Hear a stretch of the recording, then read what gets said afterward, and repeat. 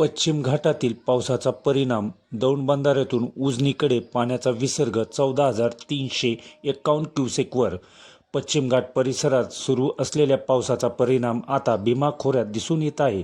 दौंड बंधाऱ्यातून भीमा नदी पात्रात उजनी धरणाच्या दिशेने पाण्याचा विसर्ग वाढवण्यात आला आहे. यामुळे उजनी धरणातील पाणीसाठ्यात वाढ होण्याची शक्यता निर्माण झाली आहे. सुरुवातीला दौंड बंधाऱ्यातून 6,883 क्युसेक वेगाने पाण्याचा विसर्ग सुरू होता. मात्र पावसामुळे वाढलेल्या पाण्याच्या आवेगानंतर हा विसर्ग वाढवून 14,351 क्युसेकवर करण्यात आला आहे.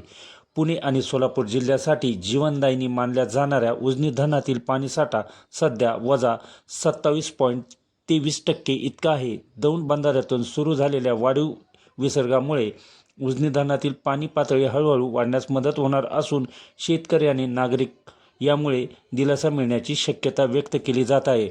महाराष्ट्राच्या बातम्यांसाठी संतोष जाधव, इंदापूर.